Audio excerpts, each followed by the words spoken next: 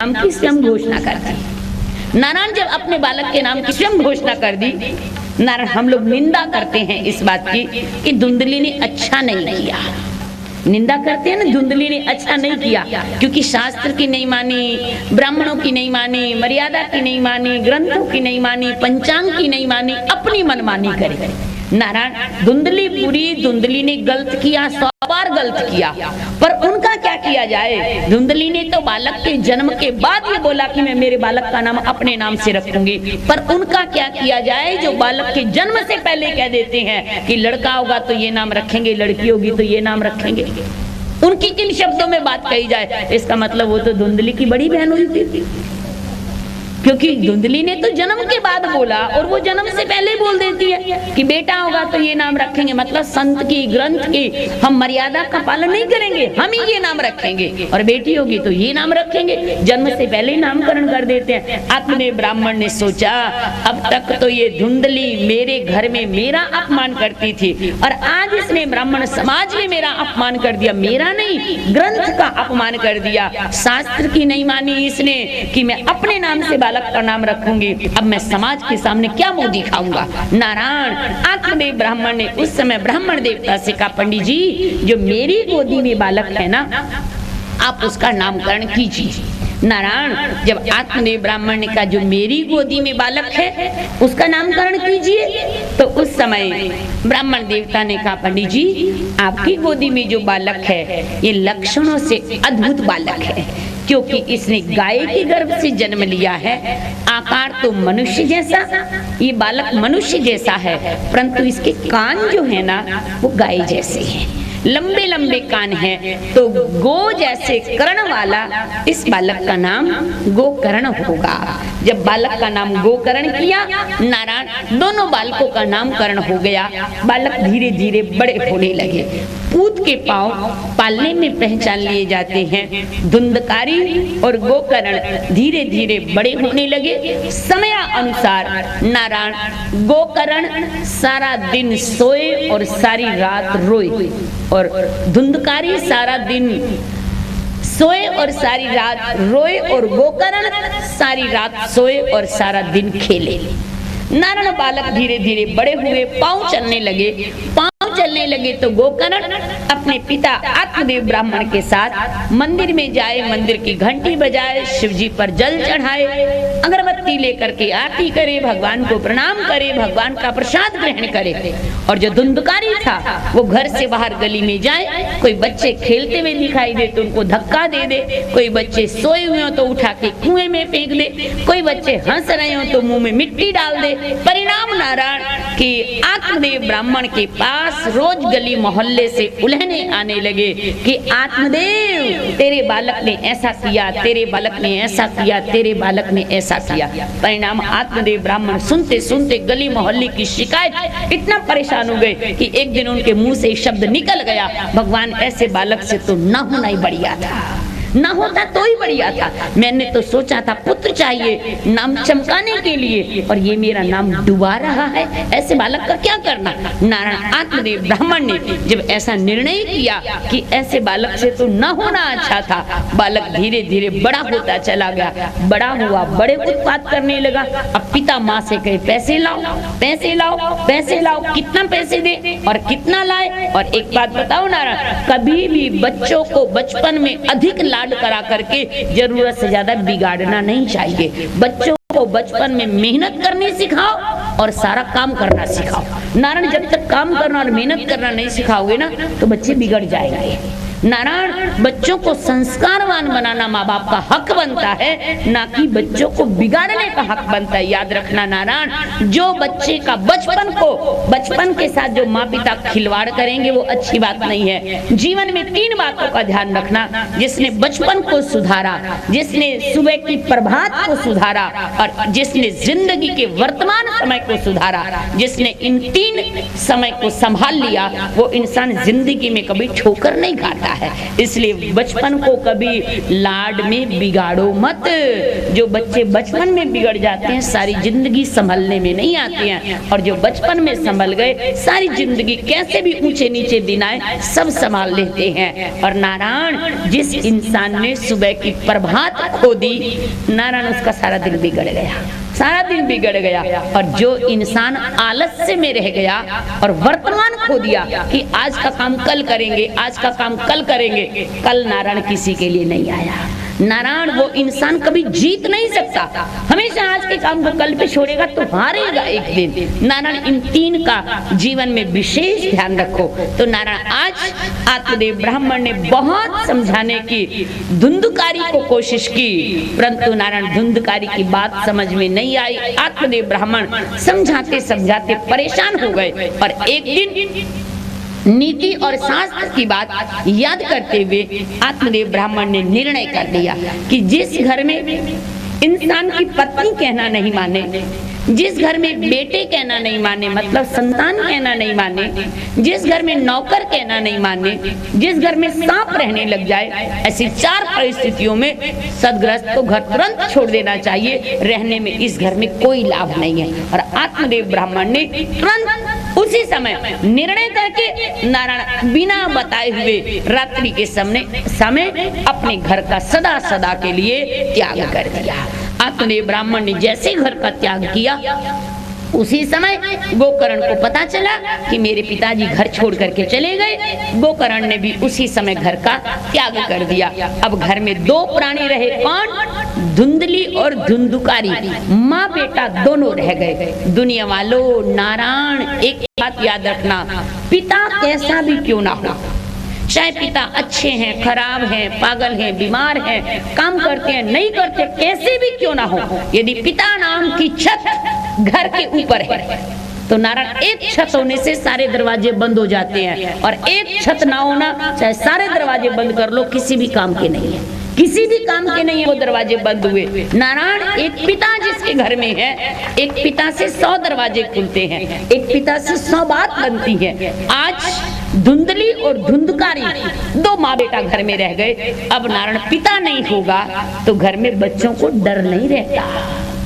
नारायण पिता के बिना बच्चे बिगड़ जाते हैं। माँ कितना भी डराए, बच्चे नहीं डरते हैं माँ से। नारायण आज धुंधकारी माँ से कहता पैसा लाओ, पैसा लाओ। नारायण माँ कहती है पैसा नहीं है। धुंधकारी कहते पिता का जमा किया हुआ पैसा लाओ। माँ ने नहीं दिया।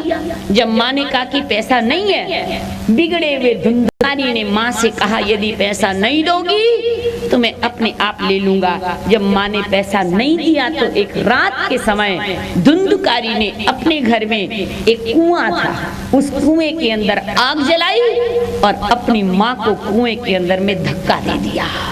जिंदा माँ को आग के हवाले कर दिया। वाह रे पुत्र, जिस माँ को अग्नि तो तूने देनी थी, यदि माँ के मरने के बाद देता तो पुण्य का कार्य होता, और जिंदा माँ को अग्नि के हवाले कर दिया। इससे बड़ा पाप और क्या हो सकता है। माँ क्या सोचेगी कि जिस बालक का मुंह देखने के लिए मैंने दर दर पर जाकर के झोली फैलाई, भगवान एक बेटा दे दो, भगवान एक बेटा दे दो। जिस बालक का मुंह देखने के लिए मैंने जगह जगह माथा जाकर के रगड़ा, अभी मनोती पूरी नहीं हुई कि उस बेटे ने माँ को आग में धक्का दे दिया। नारायण नारायण तड़पते तड़पते धुंधली के प्राण निकले और धुंधकारी को पैसा पैसा पैसा, जितना पिता का जमा किया हुआ पैसा था सारा निकाला और व्यर्थ के कामों में खत्म कर दिया। परिणाम शास्त्र में तो ऐसा भी लिखा है कि 5-5 वैश्याओं को घर में रखने लगा। नारायण अब वैश्याएं क्या, बुरी वृत्तियां, बुरी आदतें। नारायण अब ख्वाहिश, तमन्नाओं को, आदतों को पूरा करने के लिए तो पैसा चाहिए, और पैसा कहाँ से आएगा। नारायण निकालते निकालते तो कुएं का पानी भी खत्म हो जाता है। यदि और ना आए तो नारायण धुंधकारी ने सारा पैसा खत्म कर दिया। और परिणाम जब उन स्त्रियों ने, वेश्याओं ने कहा पैसा लाओ, कहां से आए पैसा। परिणाम की नारायण जब पैसा पूर्ति नहीं करता तो इंसान बुरे काम करता है। उस धुंधकारी ने क्या किया कि राजा के राजकोष में चोरी करने का मन बना लिया। नारायण जब चोरी करने के लिए गए तो याद रखना नारायण, कमाना आसान है, इस 10 नाखूनों की ईमानदारी की कमाई आसान है, पर चोरी करना बहुत मुश्किल है। धुंधकारी ने चोरी की, चोरी करके वापस आए तो राजकोष के पहरेदारों ने धुंधकारी को देख लिया।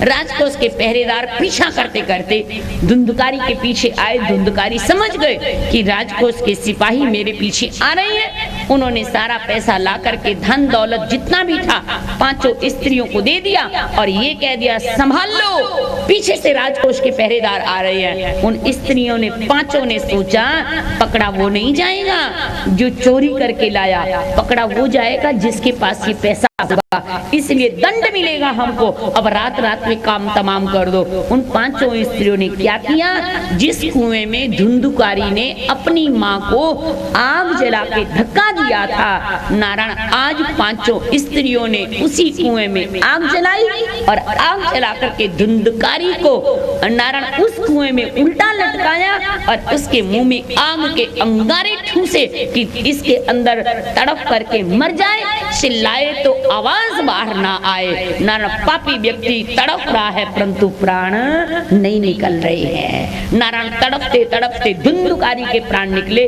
5 स्त्रियां पैसा लेकर के चली गई। इधर आत्मदेव ब्राह्मण जो घर छोड़ करके चले गए थे, जंगल में गए। विद्वान ब्राह्मण और संतों के संग रहते रहते भगवान की कृपा को प्राप्त करते हुए एक दिन भगवत प्राप्ति हुई और अपने शरीर को भगवान की प्राप्ति के बाद उन्होंने विसर्जन कर दिया।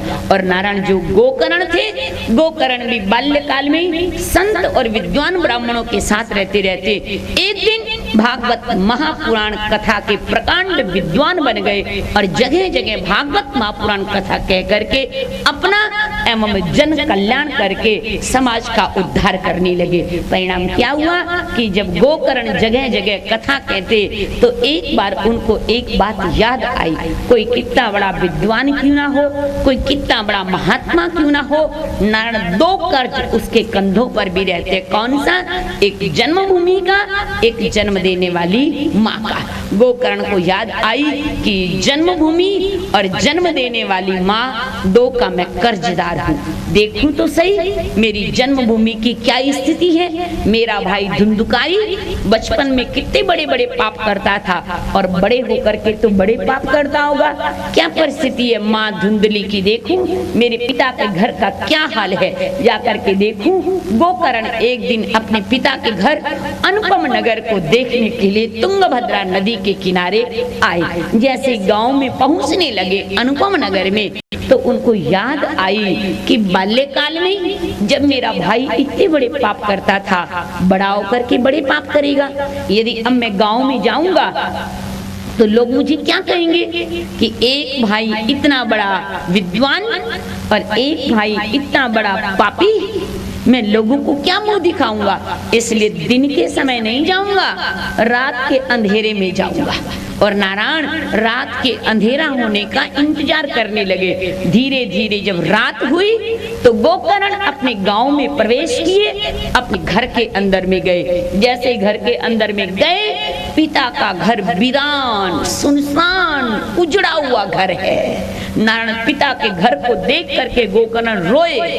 वाह विधाता, जिन बेटों के लिए एक पिता सोचते हैं कि मेरे बेटे मेरा नाम चमकाएंगे, ये देखो पिता के घर को उजाड़ने वाले कौन है? बेटे हैं। पिता के घर को वीरान करने वाले कौन है? बेटे। नारायण नारायण, जिस पिता के घर में 3 बार यज्ञ होता था, जिस पिता के घर में 3 बार घंटा और घड़ियाल बजते थे, जिस पिता के घर में 3 बार गायत्री जप होता था, भगवान के नाम की आरती होती थी, आज उस घर में कोई रोशनी करने वाला, दिया जलाने वाला भी नहीं बचा।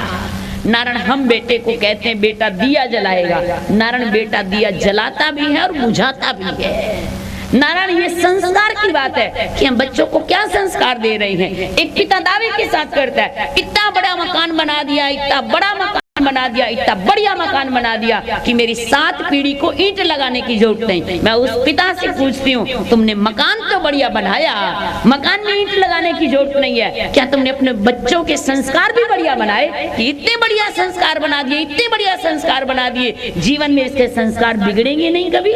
बनाने की जरूरत है तो आज के समय मकान नहीं, संस्कार बनाने की जरूरत है। पूत सपूत तो क्यों धन संचय, और पूत कपूत तो क्यों धन संचय। नारायण पैसा नहीं होगा, संस्कार बढ़िया तो पैसा बन जाएगा, और पैसा बहुत हुआ, संस्कार अच्छे नहीं है तो सब कुछ खो देगा, कुछ बचने वाला नहीं है। नारायण नारायण।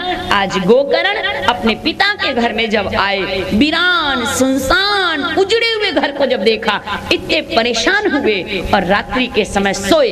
जैसे ही नारायण सोए, थोड़ी सी नींद आई, जरा सी आंख लगी थी, इसको कहते हैं अर्धमुदित निद्रा, मतलब आधी नींद नजर आने लगे। तो नारायण गोकर्ण की अचानक भटक करके नींद खुल गई। जैसे नींद खुली, गोकर्ण ने चारों ओर देखा, ये कौन है? कभी भैंसा, कभी शेर, कभी हाथी, कभी काला पुरुष, कौन कह रहा है मुझे भूख लगी है, मुझे प्यास लगी है, मुझे पानी पिलाओ, मुझे भोजन कराओ, मुझे सर्दी गर्मी से बचाओ, ये कौन है?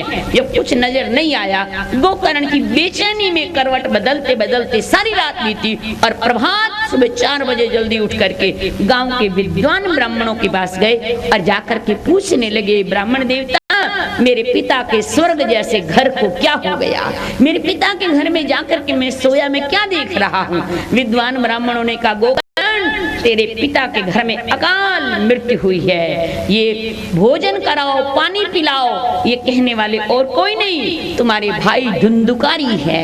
गोकर्ण ने पूछा, क्या हुआ? धुंधुकारी को क्या हुआ? गांव के विद्वान ब्राह्मणों ने सारी बात कह सुनाई और कहा कि गोकर्ण, तुम्हारे भाई धुंधुकारी की गति नहीं हुई है, जिसका परिणाम है कि उसका शरीर तो छूट गया, परंतु उसके श्वास पूरे नहीं हुए, इसलिए वो भूख लगती है, खा नहीं सकता, प्यास लगती है, पी नहीं सकता, सर्दी गर्मी से बच नहीं सकता, इसलिए वो तुमको पुकार रहा है, भोजन कराओ, भूख लगी है, पानी पिलाओ, प्यास लगी है, बचाओ बचाओ। तो गोकर्ण कहते हैं गांव के विद्वान ब्राह्मणों से, अब मैं क्या करूं, अब मुझे क्या करना चाहिए? उस समय नारायण गांव के विद्वान ब्राह्मणों ने कहा, यदि धुंधुकारी का उद्धार चाहते हो तो किसी ब्राह्मण देवता ने कहा गायत्री अनुष्ठान करो, किसी ने कहा पितृ यज्ञ करो, किसी ने कहा पितृ गायत्री पाठ करो, किसी ने कहा तर्पण करो, इत्यादि इत्यादि अनुष्ठान, जप तप व्रत सभी ने अपनी अपनी मति अनुसार बतलाए। परंतु आत्मदेव ने कहा, कम समय में मनुष्य का उद्धार करने वाला, पाप से मुक्त करने वाला, मोक्ष देने वाला यदि कोई अनुष्ठान हो तो आप बतलाइए। उस समय नारायण जब कोई नहीं बता सके तो उस समय गोकर्ण के इष्ट देव जो थे वो थे सूर्य नारायण भगवान। गोकर्ण ने सभी से कहा कि आप सूर्य के उदय होने का इंतजार कीजिए। जब सूर्य उदय हुए तो गोकर्ण ने सभी गांव वालों के समक्ष करबद्ध हाथ जोड़ करके प्रार्थना किया कि हे सूर्य नारायण, आप हमें ये बतलाइए कि मेरे भाई धुंधकारी का उद्धार कम से कम समय में कैसे होगा। नारायण समस्त गांव वालों के सामने सूर्य नारायण भगवान ने स्पष्ट वाणी में आकाशवाणी से कहा कि गोकर्ण, यदि पापी से पापी व्यक्ति का उद्धार चाहते हो, कम समय में मोक्ष चाहते हो तो श्रीमद् भागवत महापुराण का आयोजन करो। इतना कह करके सूर्य नारायण भगवान अपनी वाणी को मौन कर गए। स्पष्ट शब्दों में सभी ने ये सुना और तदुपरांत गोकर्ण ने सभी से कहा कि इस समय पापी व्यक्ति के उद्धार करने का सरल उपाय है श्रीमद् भागवत महापुराण का अनुष्ठान। नारायण निर्णय किया गया कि भागवत महापुराण का अनुष्ठान किया जाए। आषाढ़ शुक्ल पक्ष नौमी से लेकर के पूर्णिमा तक गोकर्ण जी ने धुंधकारी के उद्धार के लिए तुंगभद्रा नदी के किनारे श्रीमद् भागवत महापुराण का आयोजन किया। सभी को नारायण सत्सम्मान निमंत्रण दिया गया। सभी गांव वालों से कहा गया आप लोग कथा सुनने आए। सुंदर बढ़िया व्यवस्था की गई, सबको बुलाया गया, उचित आसन पर सबकी बैठने की बढ़िया व्यवस्था की गई। सभी लोग आए और प्रथम दिन की कथा प्रारंभ होने से पहले अपने अपने आसन पर बैठे। गोकर्ण जी महाराज भी अपने ऊंचे आसन पर बैठ करके जैसे कथा प्रारंभ करने लगे, उस समय धुंधुकारी भी आए और आकर के कहते भाई मैं भी कथा सुनना चाहता हूँ, कथा तो मेरे लिए हो रही है ना, मैं कहाँ बैठ करके कथा सुनूं। नारायण गोकर्ण कहते धुंधुकारी तुम औरों की तरह, तुम्हारा शरीर नहीं है, तुम औरों की तरह बैठ करके कथा नहीं सुन सकते हो।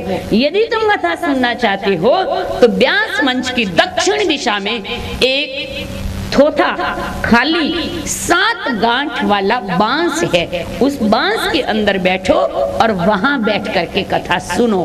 नारायण धुंधुकारी उस बांस के अंदर बैठे और कथा सुनने लगे। दुनिया वालों, नारायण जो लोग ऐसा कहते हैं ना कि भागवत महापुराण कथा तो मरने के बाद होती है, जिंदा जी थोड़ी ना करवाई जाती है। एक बात बताऊं नारायण, जिंदगी में यदि भगवान श्रीमन नारायण ने, यदि जगत बनाने वाले भगवान ने आपको जीवन में अपनी 2 रोटी से इतना भी कुछ थोड़ा ज्यादा दिया हो ना, तो जिंदगी में 2 काम जरूर करना। एक काम अपने जीवन में एक बार श्रीमद् भागवत महापुराण की कथा स्वयं अपने उद्धार के लिए जरूर कराना। भगवान ने थोड़ा दिया हो तो छोटी और बड़ा दिया हो तो बड़ी, जरूर कराना नारायण अपने उद्धार के लिए। और दूसरी बात नारायण, अपने जीवन में यदि भगवान ने आपको दिया हो तो एक बार अपने हाथों से भगवान के किसी भी मंदिर में कोई भी मूर्ति की प्राण प्रतिष्ठा जरूर करवाना। जिस नारायण ने आपको इंसान बनाया है, आप भगवान की मूर्ति में प्राणों की प्रतिष्ठा जरूर करना, भगवान के कर्ज से मुक्त हो जाओगे। जितना भगवान ने आपको दिया हो, नारायण नहीं दिया तो भी कोई बात नहीं, दिया है तो जरूर करना, और नहीं दिया तो भी कोई बात नहीं, भगवान से प्रार्थना तो करो, क्या पता वो दे दे। हमारा काम है प्रार्थना करना, हमारा काम है भगवान के चरणों में अपनी फरियाद लगाना, अपनी अर्जी लगाना। अरे सुनना या ना सुनना तो करुणा निधान का काम है। क्या पता वो कौन सी एप्लीकेशन पे कब साइन कर दे, उन्हें देते हुए कितनी देर लगती है। वो देने को आते हैं तो छप्पर फाड़ के देते हैं, और नारायण जब लेने को आते हैं तो चमड़ी उधेड़ लेते हैं। इसलिए नारायण नारायण एप्लीकेशन लगाओ, प्रार्थना लगाओ, फरियाद करो, अर्जी लगाओ भगवान के चरणों में। करने में क्या जा रहा है, सोच तो बढ़िया होनी चाहिए कम से कम। आगे बात भगवान की इच्छा की है, जो वो चाहेंगे। नारायण याद रखना, यदि आप अपने जीवन में अपने हाथों से, अपनी आंखों से देखते हुए अपने शरीर से भागवत महापुराण का आयोजन कराओगे तो बढ़िया से आसन पर, गद्दी पर, तकिए पर बैठ करके कथा सुनोगे जैसे अब आप सुन रहे हैं। और नारायण नहीं तो मरने के बाद बेटे तो अच्छे हैं, वो तो करवाएंगे, पर एक बात सोच लेना नारायण, मरने के बाद यदि वो कथा करवाएंगे ना, सुनने आपको तब भी आना पड़ेगा, परंतु बैठना पड़ेगा बांस में। फिर ये सोच लो अब बांस में बैठ के कथा सुननी है या गद्दी पर बैठ करके सुननी।